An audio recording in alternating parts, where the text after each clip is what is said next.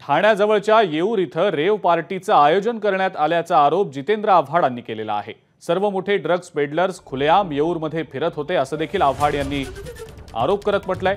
World cup जल्लोषाच्या नावाखाली रेव पार्टीचं आयोजन झाल्याचा आरोप देखील जितेंद्र आव्हाडांनी केलाय। ड्रग्स आहेत ना कुठेही असू दे ते बंद झाले पाहिजेत एवढी इच्छा आहे। मी कोणावर वैयक्तिक आरोप केले नाहीत। मी सरनाईकांचं नाव देखील घेतलं नाही। सरनाईकांचा बंगला आहे का काय कसा झालाय काय झालंय आदिवासीची जमीन आहे का काय ह्याच्यावर मला काहीच बोलायचं नसतं। मी वैयक्तिक कधीच नाही जात कोणावर। आणि मी तिथे गेलो नव्हतो, मला आदिवासींनी बोलवलं आणि ते प्रकरण वाढल्यानंतर बोलवलं। हायकोर्टाचा जो निर्णय आहे त्याचं पालन करा। हायकोर्टाचा निर्णय असा आहे की सूर्योदय ते सूर्यास्त इतकाच तुम्हाला येऊरमध्ये प्रवेश करता येईल।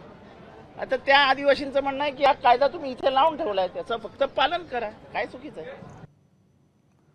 दरम्यान या संदर्भात प्रताप सरनाईक यांच्याशी संवाद साधलाय आमचे प्रतिनिधी वेदांत नेब यांनी।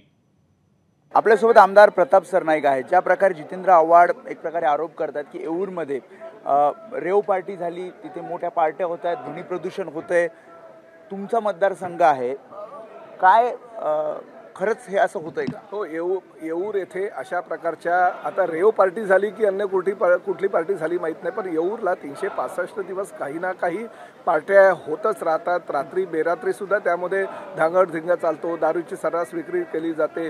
जितेंद्र आव्हाडांनी जे ड्रग्सच्या माध्यमातून त्या ठिकाणी रेव पार्टी झाली असं म्हटलं, त्या बाबतीत अजूनपर्यंत मला काही कल्पना नाही। परंतु जर अशा प्रकारच्या पार्ट्या रेव पार्ट्या होत असेल तर त्या नेस्तनाबूत करणं, त्या पूर्णतः नष्ट करणं ही काळाची गरज। आणि राज्याचे लोकप्रिय मुख्यमंत्री एकनाथ शिंदे साहेब त्या माध्यमातून धडाधीनं कामाला लागलेले हे तुम्ही गेल्या 8-10 दिवसापासून बघताय। आज त्यांच्या कारकिर्दीला 2 वर्ष पूर्ण होत आहेत आणि 2 वर्षाच्या कार्यकाळामध्ये ड्रगचा नायनाट कसा करावा, ड्रगचे कर्दनकाळ म्हणून त्यांची जी भूमिका आहे मी त्यांचं स्वागत करतो। आणि ज्या पद्धतीनं येऊरला जर रेव पार्टी होत असेल तर ते बंद केलं पाहिजे, ताबडतोब त्यांच्यावर उचित कारवाई झाली पाहिजे। बुलडोजर चालवला गेला, परत त्या ठिकाणी जर बुलडोजर चालवला तर मी त्या भागाचा आमदार म्हणून माननीय मुख्यमंत्र्यांचं अभिनंदन करेल। परंतु त्या ज्या पद्धतीनं ही येऊरला कारवाई होती तशाच पद्धतीनं कळवा, मुंब्रा, कौसा विभागामध्ये जे ड्रग माफिया फार मोठ्या प्रमाणात आहे त्यांच्यावर सुद्धा तेवढीच कारवाई होणं गरजेचं आहे। कॅमेरामन कृष्णा कापरेसह वेदांत नेब, एबीपी माझा, मुंबई। एबीपी माझा, उघडा डोळे बघा नीट।